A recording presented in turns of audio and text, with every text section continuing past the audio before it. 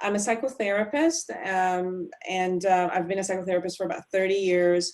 I have an office in Beverly Hills and San Clemente, and I do also a lot of online counseling. Not just now. My first book was about online therapy that came out 2005. So I've been doing online for a long time, and it's very efficient. But I also know people who really want to be in the office, so the offices are also available for that. I created a particular theory, psychological theory, which is copyrighted, and then it's being researched in many of the universities and school systems. So we created the theory in two specific aspects, one for mental health and kind of like a psychotherapeutic model and intervention. And then we're also taking it into the school system where we're having research. We've done research with the college students already, and we're doing daycare, preschool, and our latest research will be with second grade and taking it into the school system, actually. And then on the other side, it's training the therapists in doing the counseling within the therapy and model. What has been done with the research, it shows that it's decreasing and minimizing significantly depression and anxiety, and maximizing and raising self-esteem and self-efficacy. So far, that's what it's looked like in all of the research has shown. I'm an author. I wrote almost 4 books at this point. One was on online therapy, another one, Life Reset, which is it's the model in a self-help book that people can go through the exercises.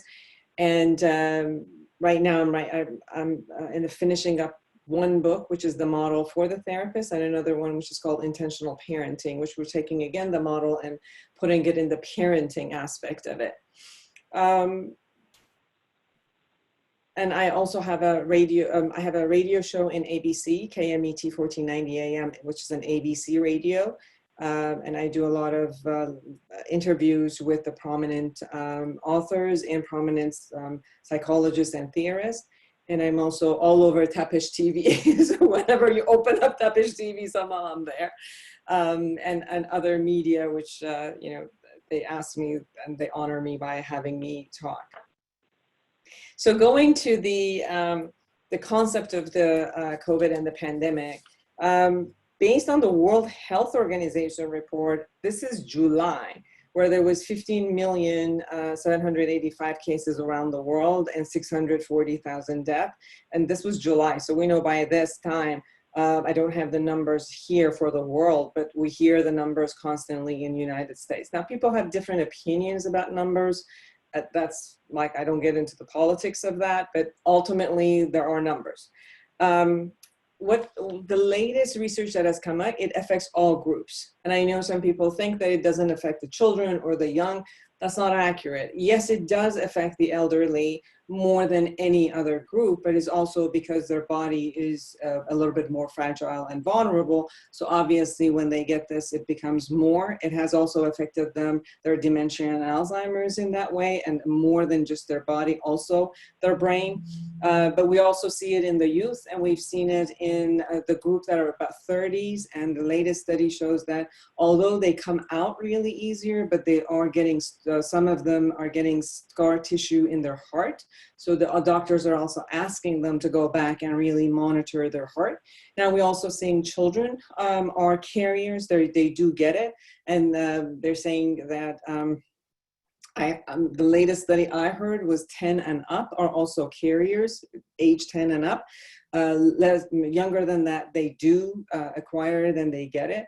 This virus, people really don't know. The doctors don't know what it does. So yes, it looks like it's respiratory, but it's way beyond respiratory. And that is why it has been important for people to really take care of themselves. From the mental health aspect of it, since I'm the expert on that end, what we've seen is that the rate of depression and anxiety has skyrocketed. We have higher level of suicide. We have higher level of, like, from anxiety perspective, they go to the extreme of OCD, panic attacks. From the depression aspect of it, they go into major depressions, isolation, loneliness, and then the hopelessness, and then go into also suicide. So you could find yourself anywhere in this spectrum, depending on whether someone has been completely affected by finances, if they've lost their job, if they've lost part of their business, all of their business. The pressure of the finances has been very, very harsh on many of the people. However, people who are okay with the financial aspect of it, like it really didn't affect them in that way, they're still getting affected on the isolation of it, but more than anything, the grief that shows up, because everything that we knew as pleasurable, like even if we're doing our responsibilities, we're going to work, we're getting all of that, everything kind of we knew as pleasurable has kind of been taken away. Like, you know, you used to go on trips, you used to relax and go to restaurants together, you used to go to parties together, you used to go shopping in, you know, shopping malls, and things were just, you felt a sense of a freedom where at any point, whatever you wanted to do, you could do. And that has been lost, kind of like forever. And the concept of the foreverness of it is this appears that when we look at the future and we look at the world in that way, we don't see where the ending is. Yes, there are 28 vaccinations at this time attempting to be out, but more than anything, people kept looking at, okay, now the chaos is, we're going to find the vaccination for this one. Guess what's going to happen? There's going to be another, you know, strand of something that is going to show up, and it's going to mutate and all of that. So it's brought a different concept of safety and security for people. I remember, I don't know if you guys were here in California 2004 when the earthquake happened. But I remember before that, anytime there was an earthquake, I would jump out beside one of the walls or some doors, and I would laugh. And I'm like, oh, this is fun. Let's see what happens. After the earthquake of 2004, where I was living actually in the San Fernando Valley, and everything, like it was a war zone. It was like horrible feeling experience, or you know, the complexes were coming down. They put us in the middle of a street because fires were going to go up and all of that. Something changes inside of you, which is never back into the safety and security that it ever was. And when I talk to my clients, you kind of sense that almost like something shifted, where the essence of that safety and security that kind of like in a fallacy way was there before has shaken up for them. And there's this kind of an unknown. So what do we do with unknown? We create chaos theories in our head. We create conspiracy theories in our head. We create everything because of the uncertainty and not knowing. And then we fight each other. You know, the agitation of all of this unknownness. We sit in parties and with friends and in social media, and then we fight around it. For somebody who wants to be a rebellious and says, this is my freedom, I don't want to use a mask or whatever, well, somebody else is scared and gets really upset when somebody's not being responsible because they said, we're going to go outside and have a party, and two people just take it off and they don't care, and they come close to you because they think it's funny, or they think you should just get over it. So I'm finding a lot of fights between couples who are all at home with their children, and they don't have their space anymore. Their space is crowded, and they all want to go to a particular place to be able to work or to be able to do homeschooling for the kids. So the stress of being together all the time, and not having your personal space, the stress of not having the other people who you used to go and have fun with, and the socialization that you have, the stress of all the change that has happened, the stress that is on mothers and fathers that have to do homeschooling with their children, the stress of children. I've worked with a lot of teenagers, which they went through a lot of depression, because that's the age that they really, really love their, you know, peers, and that's their life, their peers and going out together. And since they couldn't, they fell into a lot of depression. With this, the usage of alcohol and drugs has skyrocketed. Opiates has skyrocketed. And obviously with that, overdoses. So every single average that you can look at in the United States with any of the combos, depression, anxiety, suicide, drug use, is all risen in this time. So what is it that we can do? It's more like it depends on what your scenario is. And if you don't have a job, if you have all family cooped up in a small place, if you're lonely and isolated, if you have gotten the COVID but have gotten everybody else infected and you felt guilty, if you've gotten the COVID and something has shifted in your body and you don't know what's going on and now you have that. If you don't have the COVID and you still didn't get it, and you're one of those people who kind of like, you still feel that you were safe enough so far, but every single day you're panicking about when is the next time that's coming, and you've completely gone OCD with cleaning everything that you come out. So depending on which end of the spectrum you find yourself, there's a different way of handling it.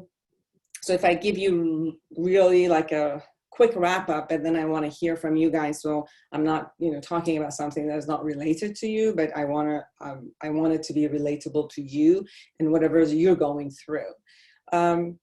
There's a difference between the depression and the anxiety that happens. Anxiety usually is about what if of the unknown in the future. And usually when we look at the what ifs, we don't look at all the positive what ifs, we look at all the negative what ifs. So we kind of like dump and project everything that could happen at the worst case scenario for the future. And whether it's financial, health-wise, all the conditions that are there. So for anxiety, the best bet is to consistently come back and do reality check on the present moment. Bring yourself from the future, come back to the here and now, and look at reality, tangible reality. Where am I?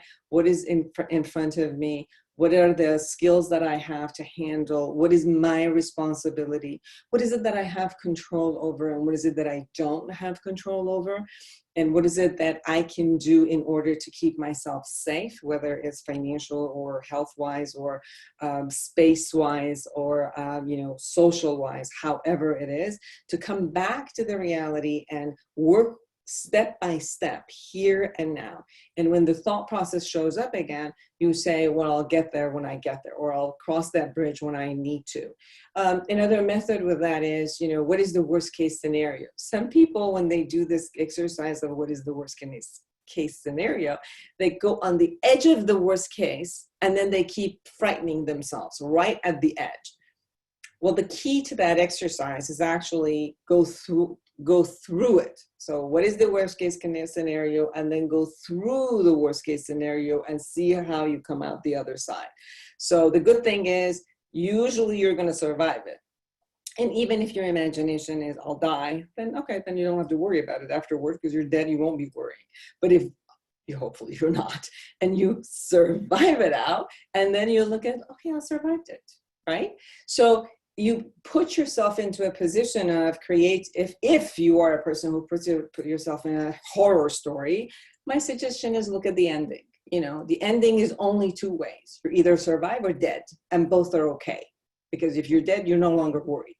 And even if you're dead, then you just have to go through the grief. And what do you tell yourself? I don't have to go there until I actually have to cross the bridge. And that moment I'll face it. Because then you come back and do reality check. Am I dead right now? No. Am I going to die right now? It doesn't look like for tonight. So let me just handle it for tonight. So it's more of bringing, kind of like managing what's happening with you and the startling effect that comes up. Yoga, meditation, exercise helps with a lot with anxiety.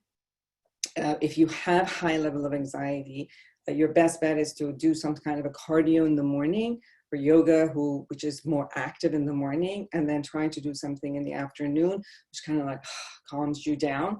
There are yoga poses meditation is who you could do that.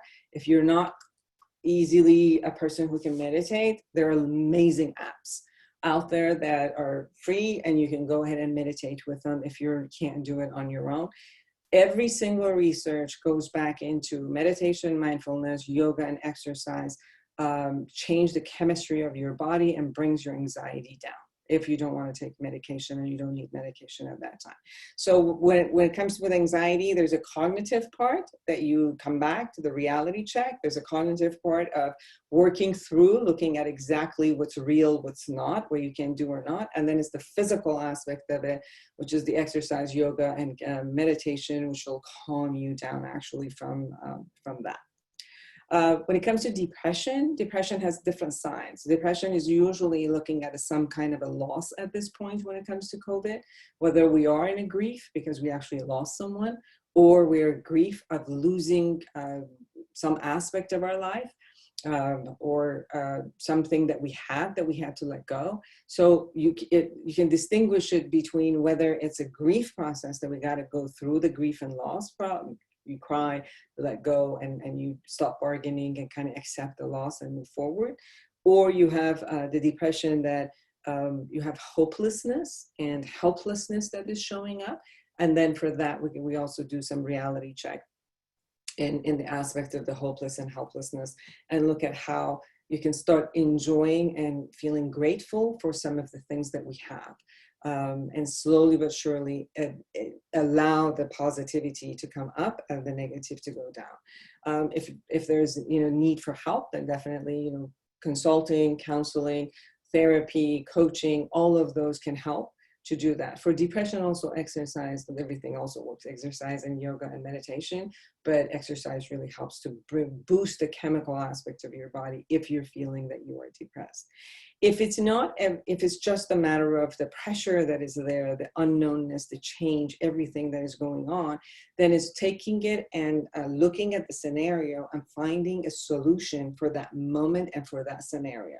So if it's like two people working at home and two kids going to school, then we need to figure out, I've usually suggested come in the morning together, have a breakfast, each person go into their own quarters and find places that you could go to school, work, things they got to do, come back at lunch, spend half an hour to an hour together, then go into your own corners, come back at dinner, for example, get together, and then have your family socialization until you go back tonight. The same way like before, if you were at work and school, you would come back at one point and be. So create your household the same way in the morning, so you don't have to constantly be in each other's face, and come to some agreements together. For couples who did not have to see each other for 8 hours a day and 10 hours, and now they're like in front of each other, the same. Come in for breakfast, lunch, or dinner, and then the rest, go to your corners, go do your own stuff. And don't be in each other's face.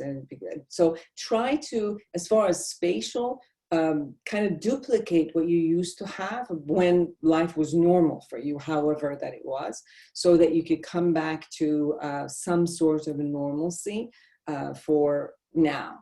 And then adapt your new life in a way that works for you and works for everybody, which is in that system that is working.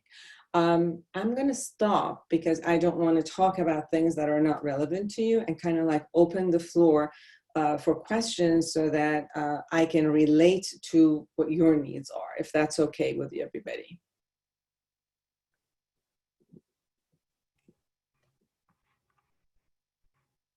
I can't hear you. Thank you, Fawzan.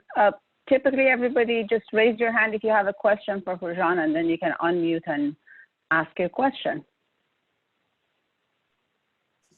How do you raise the hand? Just raise your hand.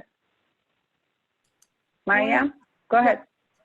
I wanted to find out, how can you help with members of your family if they're in the same situation, and like people that you don't get to see that often, or even maybe the people that you do see, and what's the best way to approach them, and how do you want to guide them to take care of themselves more? Again, to find out what is the category that they're having an issue with. I mean, some people, for example, elderly, they get bored. Their isolation is the worst thing for elderly. They get very, very depressed. And when elderly are not attentive to something else, all they remember and all they feel is the pain in their body, is the deterioration of their body. So what do you do with a member of your family, which is an elderly? Call them, FaceTime them, teach them how to do, kind of like the audio video. Have other friends and family member that you have to call them on repeatedly during the day, different times, so that they actually feel good. If you have to see them, go see them, even if it's the balcony. I have a family member of one of my clients that every day she'll go to the elderly goes into the balcony and everybody else sits down, on the, and outside, and they have conversations together. Even if they can't hear each other, they'll have a phone call and they'll talk, but they see each other in a sense. So you could see what each person really needs. Like most of the teenagers right now that it's good, this past week they started with school, so they have some socialization. Most of them were bored, and out of that boredom, the depression happened. So taking them out, you still can go to the ocean. It's still warm enough to do things outside. So if in the afternoons, after their school is done, or in the weekend, gathering in the outside, somewhere that they can be active, but with the 6 feet kind of like distancing in the outdoors. So creating whatever it is that they need that they're not getting, to support them in somehow giving them ideas to create that. The only thing that I would really suggest is when people are depressed, you might give them an idea and you might get frustrated in why is it that they're not doing something for themselves, or how come they're not listening to me? Guess what? They're depressed. Like they don't have the same type of motivation. But that's okay. I mean, loving them, it's still great. And putting those, and maybe the first day they won't, maybe the second day they won't. Maybe if you keep insisting, if they don't just tell you like, stop, you're irritating me. If you keep like coming back and letting them know that you love them and you want to do something and support them, they'll take it in. Even if they don't do what you say, then at least they'll take in your love. They know you're there for them. They may take your suggestions and they may not. But it really relates to which one needs what. Some people need for you to give them ideas about jobs. I have clients at this point where they lost their jobs. They really looked for jobs. They couldn't find it. So we started talking about what is it that they always wanted to do. And, I have one person who hated her job, but she needed to do it because she got fired. She got laid off. She couldn't find another job. So we started talking and she said, I always loved fashion, but my family would never let me, they didn't invest on me to do fashion. I said, well, what can you do right now? Like you're sitting home, you're not doing anything and you're collecting unemployment. So what is it that you love? And she said, I'm making like hoodies and tie-dye. And so she's created some tie-dye and put it on Instagram. And suddenly, like people started, liking it and how cute, da, da, da, da. And she said, I make them. Do you want me to make one for you? And they're like, yeah, of course. Like how much? And she, gives them a price and automatically got 10 orders out of that. And then she started. I'm one of those people, actually. Good. I got tired of the job and it's like getting back into my passion. It's like, Yes. yeah. And then she started designing like bathing suit and she showed it to me. They're like, awesome. They're amazing. And then, her family said, I'm more than happy to actually now invest on you because I see like what you're doing. So it's like supporting your family members to come out of that like box that they had. I've had friends who stopped their businesses because their businesses were running on low. And then with this COVID, which they had to stop, even if they came back, their business was running on a 30%, which was a loss for them. Like they couldn't sustain. They had to close the businesses and they were like 60 years old. They don't have any more, funding or even the know-how or the energy to start up another business. So we started looking at, resources about how do they get to find the retirement resources? How do they find different ways of not having the business, but what other type of sources of income they could find, and where could they, like professionals just like yourself, how could they go to one of you so you could kind of like brainstorm with what reality that they had on a financial level. So it's more of, when we get a loss, there's an opening into something, but when we get caught in the loss, that's just where we are. We get caught. So the point is opening that box up and looking at all the other alternatives that can be there, that it's beyond the loss that we have. Thank you. Sure. Next. Anything that shows up for you for the COVID. I have a question. Yeah. Do you think it helps to, first of all, thank you for your advice. I think it's very, very helpful. Do you think since it is, when COVID originally started, I thought, and many people thought, it's a very temporary situation. You know, we might get out of it in a few weeks and then life is going to go back to normal. And then it's like a month into it, the realization starts hitting that this is going to go on for a very long time. And this is not something that's going to be over by June or July.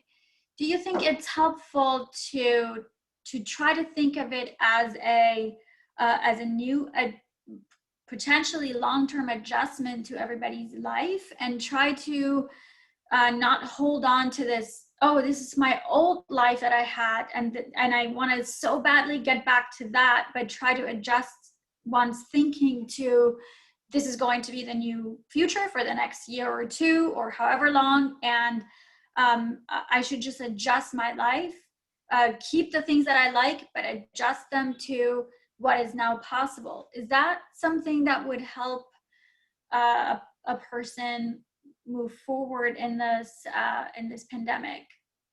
I totally agree with you. This is not a temporary concept. You have this all over the world. I have clients from Norway, London, Australia at this point, and everywhere around the world, the way that they're happening, and it's not like they're not locked down. Europe is not locked down. But people are respecting each other. Everybody's going out with a mask. Everybody's keeping the distance. Everybody's doing that because they know that that's kind of like a wave of how it's going to be. But the point is that even if the vaccinations show up, pretty much as you've seen, the way that it's gonna, the things are mutating, or the bacteria or the viruses are mutating. This is not the end of it. This is just one of it. And then, you know, the year after, or the other years, another one is going to show up. So the point of this opening of when I said, like, when something shifted for me after that earthquake, it's a different way of thinking, is because now I don't buy anything that is kind of loose and put it in my house because of the experience I had. Everything flipped and everything was broken. So from there on, every time I want to buy something now, it's like, what if the earthquake comes? I have an awareness. It's not that I have to live with the fear, but I have an awareness of how to do that. And I think we also have to come with the awareness that, you know, illnesses are going to be out there and we have to be aware of it.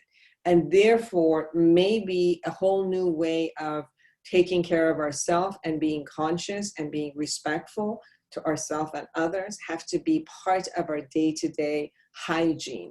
Like, it really helped me be extra clean. I wasn't ever as clean as I am right now, that every time I went out, came back, take a shower, take all my clothes, put it in the, my dryer has a antibacterial thing that sanitizes, or wash everything. I've never been this clean in my life. And it's more like, hey, not that. So what? Maybe I should be this clean. Maybe I should be doing this all the time, because that's what it's going to look like. Another thing that I think we should change is that we have to be very aware of our immune system, because the only thing that is going to get us through is to how do we eat and how do we exercise in order to keep our immune system up, because obviously that's what it's going to be at stake.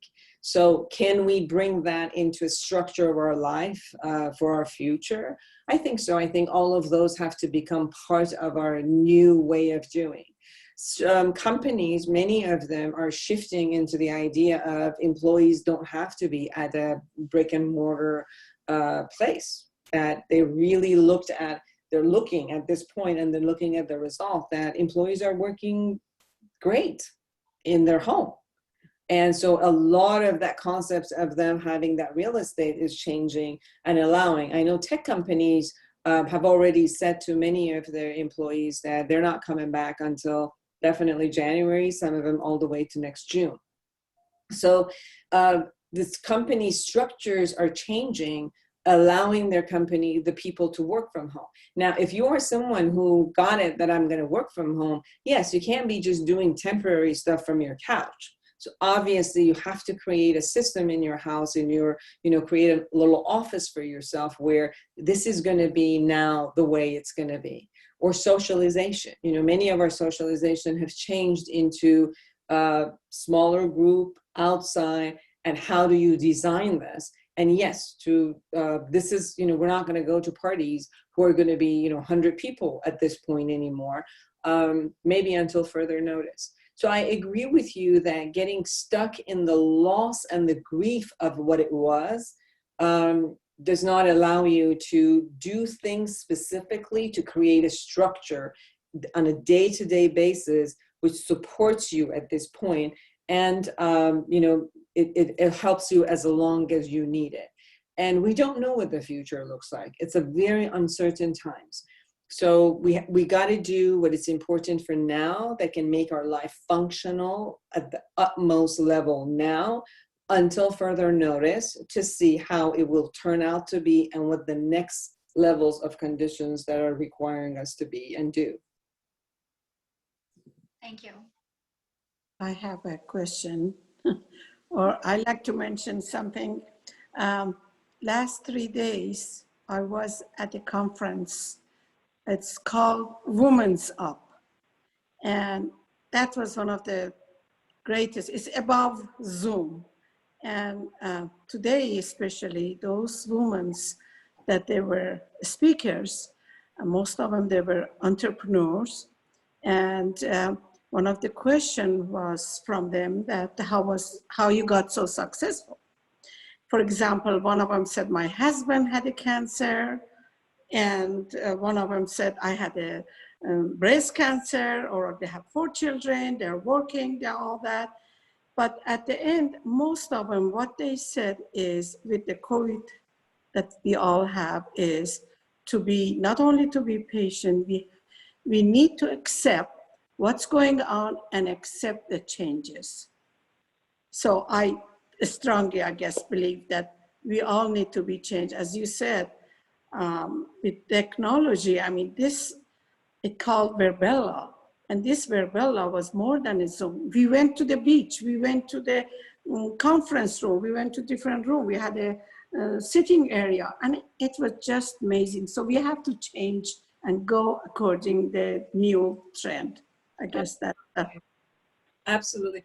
One of the things that showed up for me is that, we all have anxiety over uncertainty, and we want to create certainty as soon as possible. But we got to look at something. Just look back in your life. We never know what's going to happen the next day. How many times you had it all planned out, and then life had another plan for you and showed up and said, haha, that's not going to be happening. We're just going to give you something else, right? And we all survived it. Like, I'm 58. I've survived 58 years with every single day, not necessarily knowing what's going to happen tomorrow. I could have projected something in the future and say, oh, tomorrow is going to be like this. Like, I have my planner for tomorrow exactly what's going to happen. But I don't know. I mean, it might happen, and things might happen that it won't, because it is uncertain. I can only put some certainty as a fallacy in there. And if it happens by end of tomorrow night, I can say it happened. But today I can only say it may happen, although I've got it all kind of like planned. So if we also look at, if I have certain skills that I will face at any point, and I'll handle life. And if I don't have the skills, life will come in front of me and make me learn those skills. And usually that's how we've learned it. We went through some hardship, which would never be gone before. And, we learned as we went on the job. We actually learned on the job of life, and we move forward with it. So we can look at COVID also the same thing. We've never experienced this before. But we've never experienced this type of technology before, So although we've never experienced the negative side, we're also seeing boost of innovation that is coming every day, which is exciting. And if, that is pulling us forward too. and maybe even innovation within ourselves if we allow ourselves to look at what I can create in this, you know, even if I'm a novice. So I totally agree with you. And I'm just saying, remember, we've already done it every day of our life. This isn't new for us. Every single day we faced another day of uncertainty, and then we handled it. And then we faced another day of uncertainty, and then we handled that. And guess what? If we're alive, we handled it. We're okay. We got it. And something else shows up, we either get it or we're dead. And then you don't have to worry about it because you're dead. Okay, John, and I have a question, and this will be our last question from Fujianjun because we need to give some networking opportunities as well. So go ahead, John. Thank you, Fujianjun, to be here tonight and offer your wisdom to us. So I really appreciate that. For me, what is the question on a daily basis, even on a minute-to-minute basis, is that I'm a very analytical thinker. I have always planned A, B, and C, and goes all the way to Z. So in the time of uncertainty, to be successful in your professional environment and in your personal environment, how do you deal with not being able to plan anything because there are so many unknown factors? And, you know, we live in a society that are measured constantly on your productivity, on your planning skills, on your time management, on all of that, and everywhere, not just at work.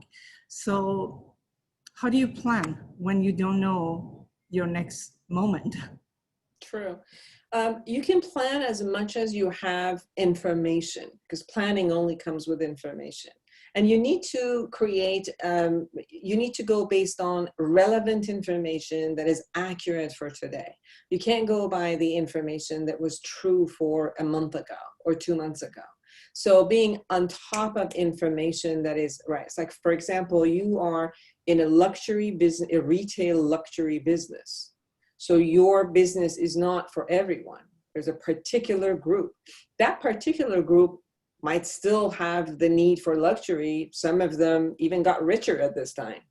You know, not necessarily that they lost money. Yes, there's huge companies that lost money, but a lot of the rich people even got richer at this time. So it's more like looking at what is it that I'm going through, where is it that I need to plan, and what is it that I need to look at and shift the dynamic of the way that I would attend to someone based on relevant information that is today. Where do you get that data? I don't know for your business where you get it, but the point is you need new facts and data about the population that you are actually dealing with. What are they and what is it that they need? And you use the same skills of planning.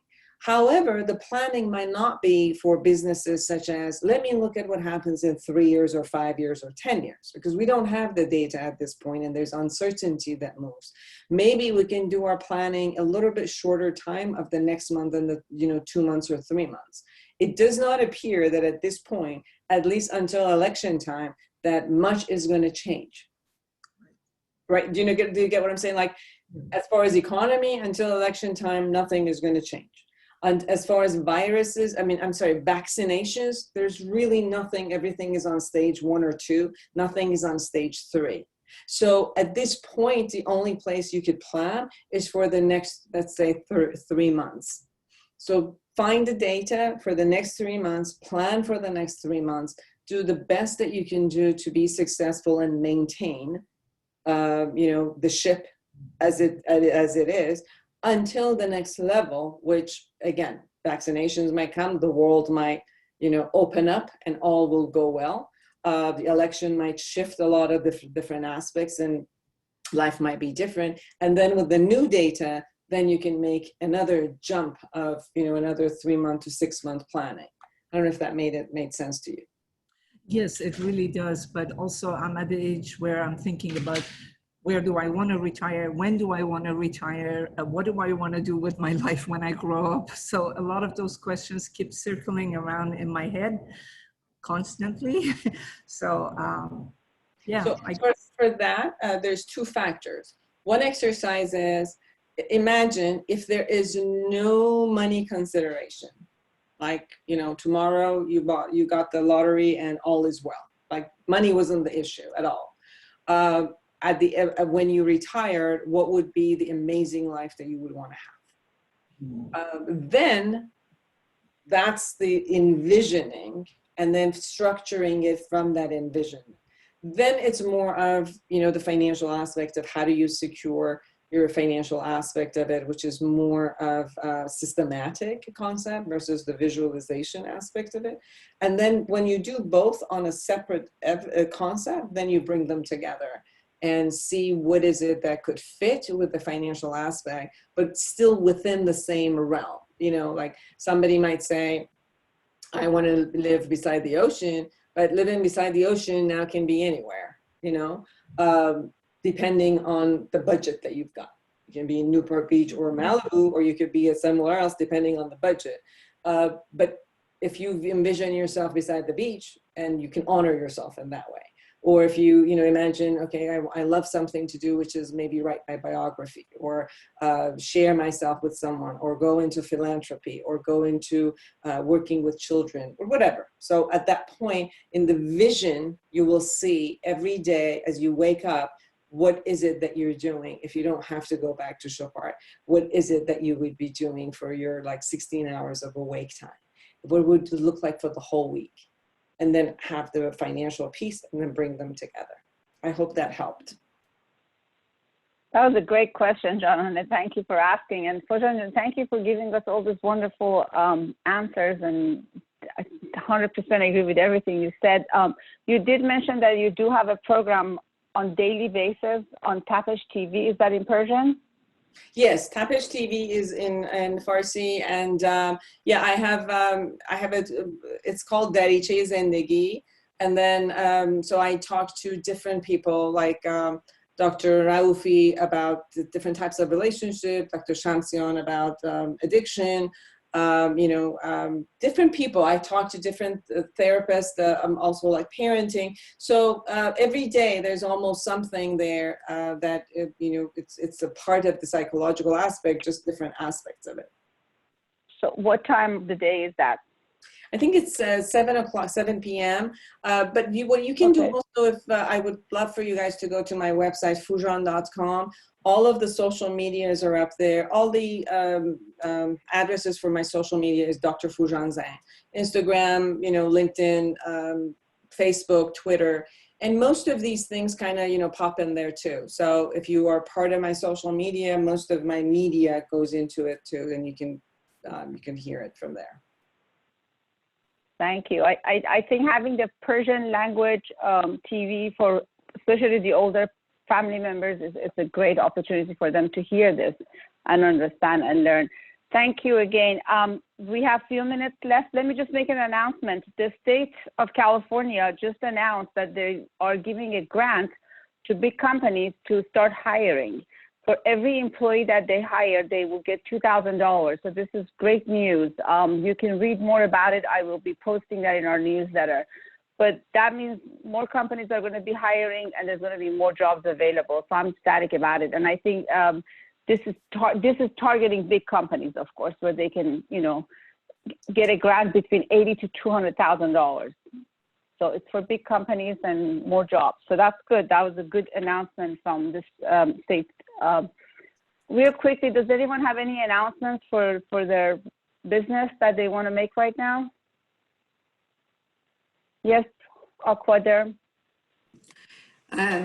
I'll be speaking, I think, next week. Is it, Shani? Yes. Yes, yeah, probably. So if you guys have any questions, you can email me or call me at Dario@Aquaderm so I can address them. If any concerns, any questions, any problems, and then I can gather more information for you for next week. Thank you. Great. Speaking of, every week we have a raffle that we give away. This week is Maziar with Camp Marketing that is giving away a $250 towards a web design. So Let's see. Some of us already have a website designed by Mazdiar. So here's my little coffee mug. Ah, Geeta, where are you? Hi, Geeta, you won. So Mazdiar, you're muted, but Mazdiar will get you information and contact you. So that's good. And anyone else has any announcements?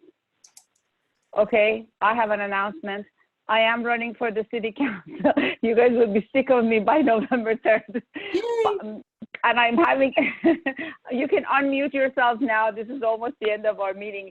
I do have a fundraiser coming up thanks to Max Amini, who's going to be helping me with Bita Milania. They're going to be hosting the event. It's virtual. It's going to be on Zoom. Yes, there is a ticket price because we are fundraising. People are asking me, well, why are you charging if it's on Zoom? Well, the idea is for me to raise money. I'm doing very well. Unlike what everybody kept telling me that I shouldn't count on my Iranian community, they're all wrong. The Iranian community rocks. They have been very supportive, and I hope to reach my goal sooner than I had planned. So thank you. Just keep them coming. Tell people I now have bumper stickers. When is it? The Max Amini event is on Friday, September 18, and it starts at 7 p.m.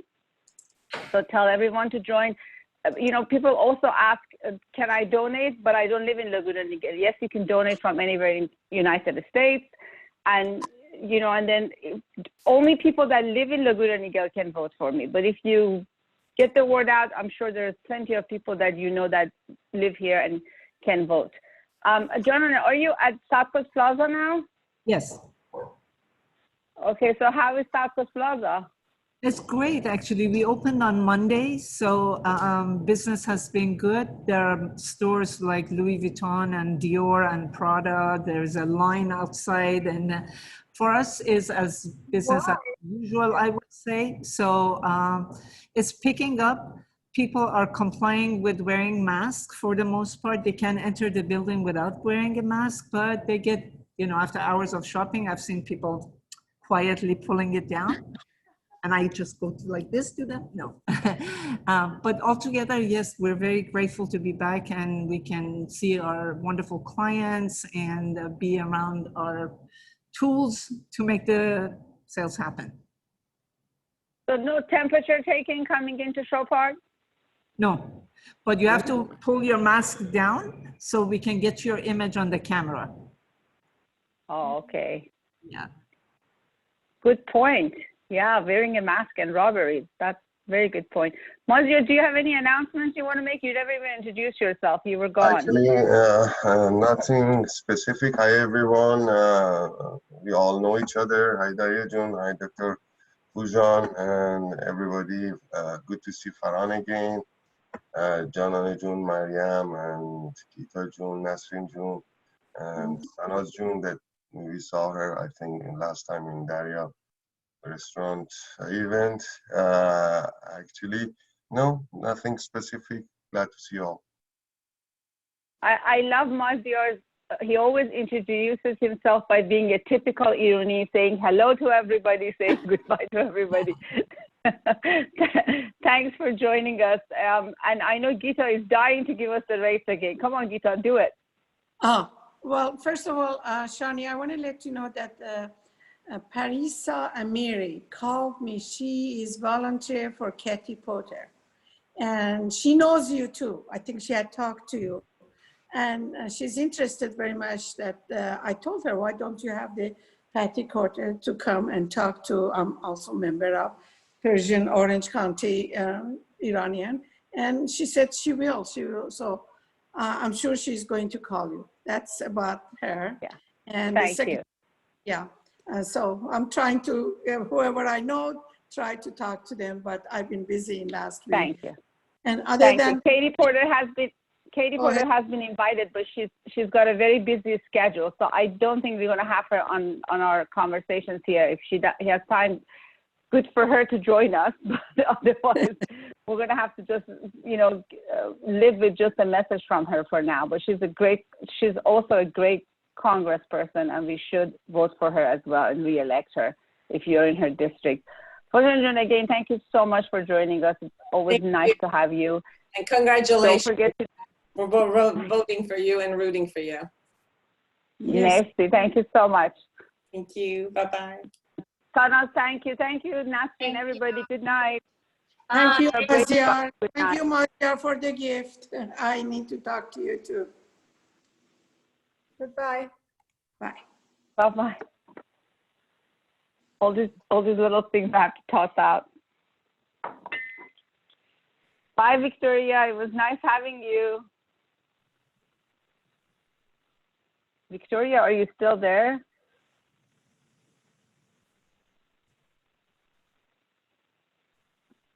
She's still there.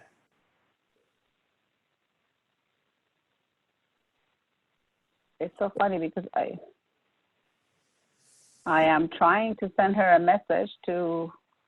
اوه مازیار جون فردا شب شعر میای؟ اوه، شب شعر من زیاد شعری نیستم، گندم بیشتر شعریه. با گندم بیاین خیلی خوبه. یادم دبیرستانم که میرفتم با زور اینا رو حفظ میکردم، عوضش هر چقدر ریاضی راحت بودم. نه شعر نمیخواد حفظ کنی، میخونن همه تو. میخونن. آره چیز نیست که Okay, guys. میخواین یه بار I'm gonna. Yeah, we're gonna leave the meeting, and hopefully Victoria can leave too, and then we'll reconnect later.